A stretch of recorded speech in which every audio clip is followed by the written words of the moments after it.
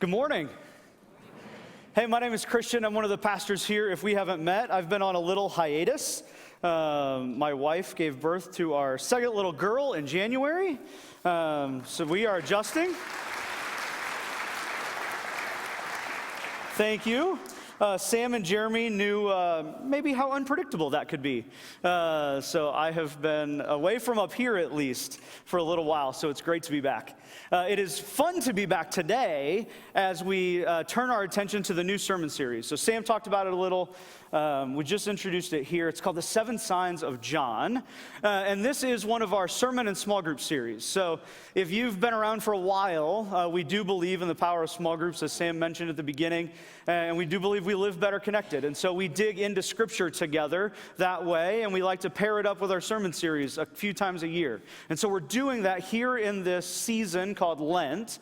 As we move toward Easter, we decided that this would be a good time just as a community to look at kind of the nature of Jesus together. And so we have study guides that the small group team and pastors have written. We have some videos out there that you can kind of watch throughout the week to go along with the message series. But we want small groups to be diving into this together. So if you have one, we hope your small group is doing this together. If not, there's a great just drop-in small group happening Wednesdays at 7.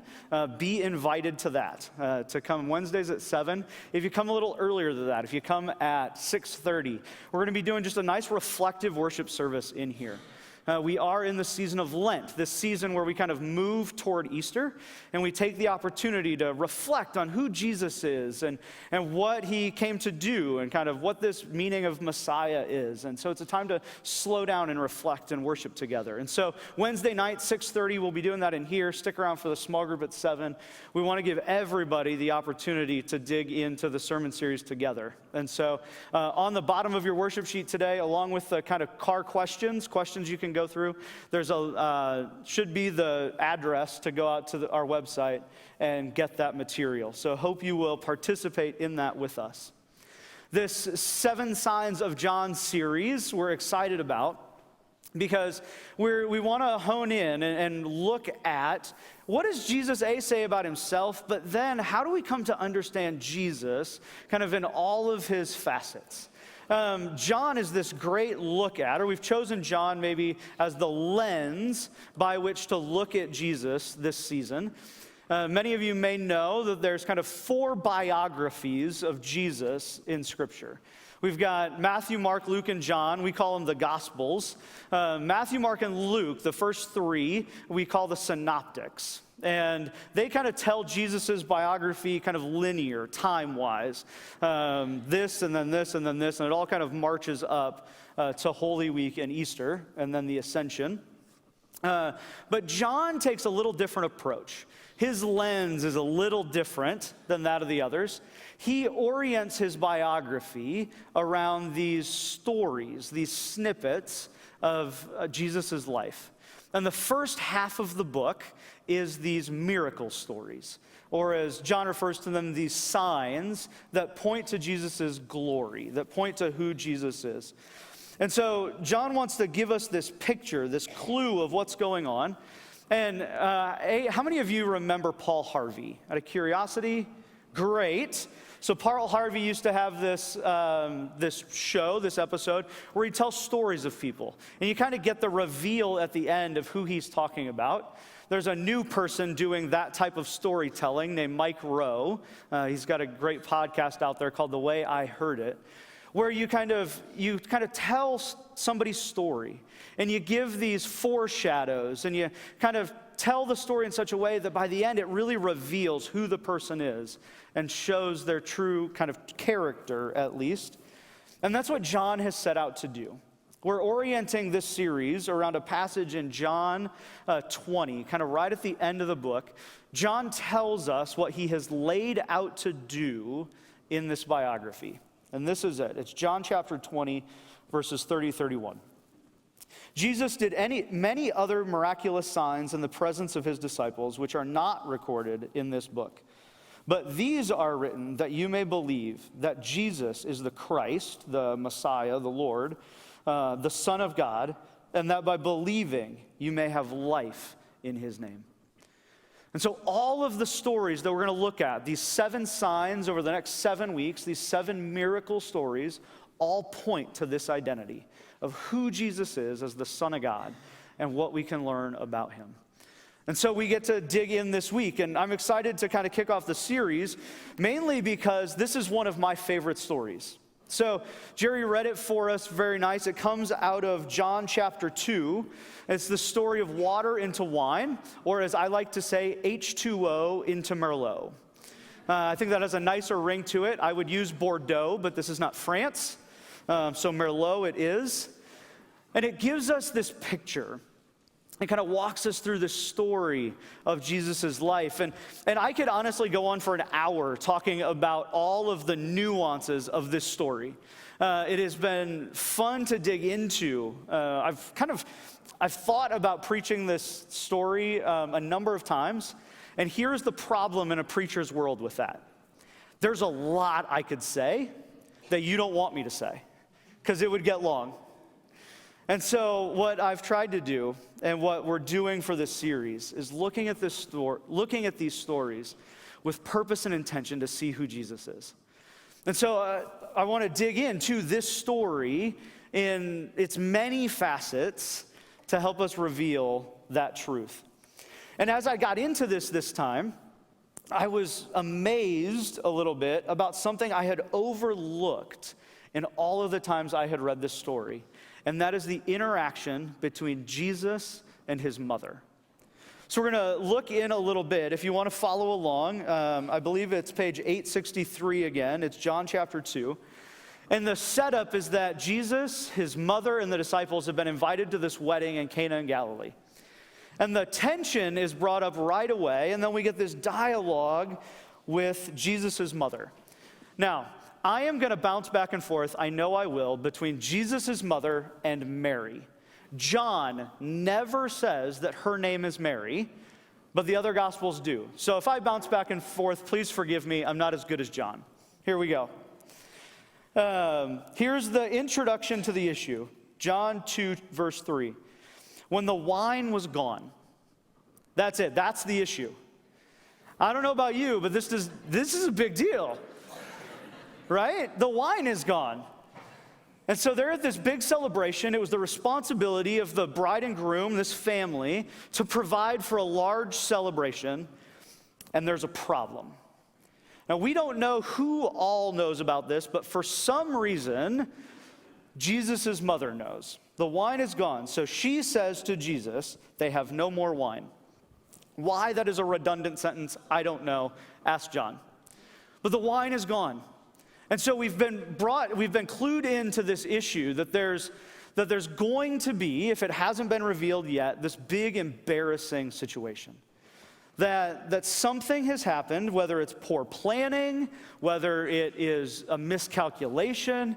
Maybe this family just kind of bought all that they could, but the wine is about to run out. And so there's this issue coming forward. And this situation for this family has a lot of ramifications. Now, I don't know about you, if you've ever been to a party where something ran out, but it could be that this group of people goes back to work the next day, the next week, whatever it is, and, oh, how was the wedding? You're going to say things like, it was great, but they ran out. And so there's a wave of kind of embarrassment and failure and shame that's about to come over this couple and this family. And I think what I've realized is one of the reasons that this story speaks so deeply to me is because in my own life, I have come to realize how often I am motivated by fear and shame. How often in my daily practices that I can become fixated on avoiding failure. To the point that, and this is how bad it gets, that I will not do something until I am certain it will succeed. Anybody else out there with me? So here's little insight. I am a learner when it comes to my strengths finders, which means I will research anything to death. I mean like a vacation I will research to death. Like it gets so bad sometimes. Luckily, I've learned this about myself, that the fear and even like a vacation planning, doesn't that seem trivial? like vacation. It should be fun. But what happens is I'm so concerned about everyone enjoying their time. Like everybody enjoying the vacation, myself, my wife, the plan's going so smoothly that I will procrastinate on getting it done. That I will over-research it because I'm so hindered by fear. And realistically, it's the shame behind that goes with it. Brene Brown has some great research kind of on the power of shame in our life. See, for me, it comes up as kind of fear of this over-research, failure, something going wrong. In others, it shows up as ambition. You're going to work so hard and so tirelessly so it comes out right. It shows up in our lives in so many different ways. And that's what this family is about to experience. The shame of failure, of letting the community down, is going to linger in their lives probably forever. This is a smaller town anyway, Cana in Galilee, we would assume, and so everybody in town probably knows this family. And so this may linger as everyone, or they become the talk of the town, kind of among everyone. And so they'd have to live with this, and they'd have to sit with it. And I know in my life I do whatever I can to avoid that feeling. And yet this is coming on them like a tidal wave. And so then there's this interaction between Jesus' mother and Jesus. And I think this is just a beautiful picture, but confusing. So here's what it is. So Jesus' mother has said to Jesus, here in verse 3, they have no more wine. And so the response is, dear woman or woman, why do you involve me? What does this have to do with us? Like, my time has not yet come, and that has bigger context later in John. But so what is kind of Jesus' response? And Mary's move here I find so fascinating. And this is what I had never seen before. Mary turns not to Jesus, to the servants, and says, do whatever he tells you to do. Does that make any sense? Jesus has just responded with, why do I care? And now Mary, or the mother of Jesus, is telling the servants to do whatever he says. I need to know whatever Mary knows, right? Don't you want to know what she knows? There's something that Mary knows about her son that she has the utmost faith and trust in his response. She knows that Jesus can move in this situation. I think Mary thinks, this is pure speculation, this is me. I think that Mary thinks Jesus is a little bit of a softie. I think that she knows he has a soft spot in his heart for people that are facing this kind of situation. And I think it shows up in a couple ways. So that's the response, right? It is do whatever he says to do. Now, what's the miracle, right? What's the miracle? Water into wine. That shows up in a number of verses in a little tiny clause. It's almost an afterthought of the main story. See, because instead, Jesus begins to direct the servants in a totally different way. What I think Mary knows that we need to know is that Jesus can do anything. Jesus can do things that no one else can do, and he does them out of care and compassion for you and for me. That he is motivated to use his power and his glory in our best interest. And so what does he do? How does he use his power? How does he do things that no one else can do? The first thing is that he tells the disciples tells the servants to go use or go fill up 6 ritual washing jars. And so they would have, I think the text says, about 100 to 180 gallons. I did really quick math. One of those 6 jars could give all y'all a glass of wine, if that begins to put things in perspective. So Jesus says, go and fill these ceremonial jars with water. And they fill them up to the brim. And then the amazing part, right? The water to wine is a clause. It says, as the servants took it to the chief steward, they drew out water that had become wine. Anyone ever tried to make wine here? I saw Mowers. They know what I'm talking about. Wine takes a long time to make. I mean, I've tried. It didn't turn out well, but I tried. It takes months. And Jesus, without saying a word, turns water into wine. Done. Problem resolved, right? The problem had been the celebration ran out of wine. Jesus says, servants, go do this, and it's made right. Water into wine. But a bigger picture is that those 6 stone jars were a way that people moved toward God. It says they were there for ceremonial washing or purification rites, it may say. The Jewish people they'd wash hands, they'd use the water to wash their bowls and plates and utensils, the things that they were going to use. They wanted to be right and pure and clean before God. And so it was this action of people moving toward God. And yet, in this moment, this is Jesus, this is God moving toward people.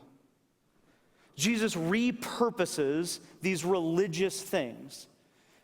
And he says, you don't have to go to the temple anymore to meet with me. John has already told us in John chapter 1, in kind of the introduction, that Jesus is the Word made flesh to dwell among us. They no longer had to go to this place. Instead, Jesus was moving toward people. He was using his power and his glory to move into their life. And so at the snap of a fingers or at the command of some servants, he rights the situation. And I think he does it out of care and compassion. And so how does Jesus care for this couple? Right? This is the question. How does he care? I think it shows up in a really interesting way. If you get to the end, so Jesus says to the servants, go and do this. And it says when the servants took the water to the steward, to the kind of master of ceremonies, if you will, it says he has no idea where it came from, but the servants know. Jesus does a miracle that does not interrupt the celebration, right? He in many of the stories that are going to come up, Jesus is going to heal on the Sabbath, and he's going to get in an argument with some religious leaders. He's going to turn 5 loaves of bread into this massive feast. He's going to have this discussion with the disciples. Jesus is going to do all these things kind of out in public where it kind of disrupts and it creates conversation. In this situation, Jesus does it behind the scenes. Right where maybe it needs to be. Has Jesus ever acted in your life maybe without disrupting it? The text says that after the steward tasted the wine, it's the best wine that he's ever had. It's the choice wine. And so he calls the groom over and he says, hey, you're breaking with custom. He says, usually you bring out the good stuff first. And then when everyone's too drunk to notice, you just give them whatever's left. Right? Is that how you throw parties? Don't go there.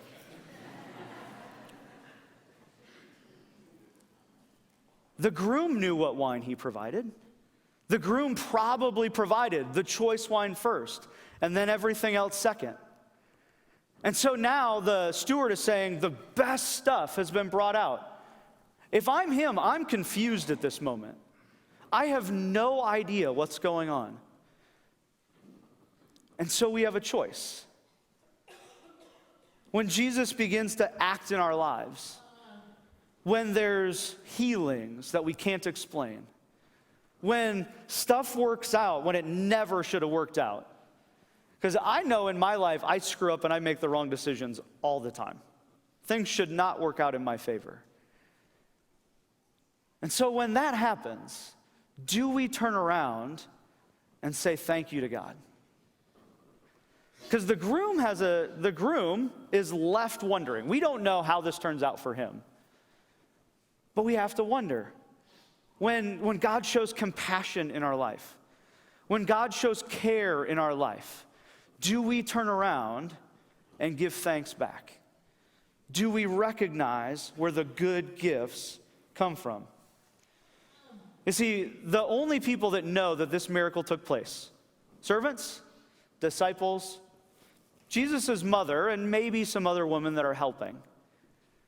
But most of the guests are probably left clueless.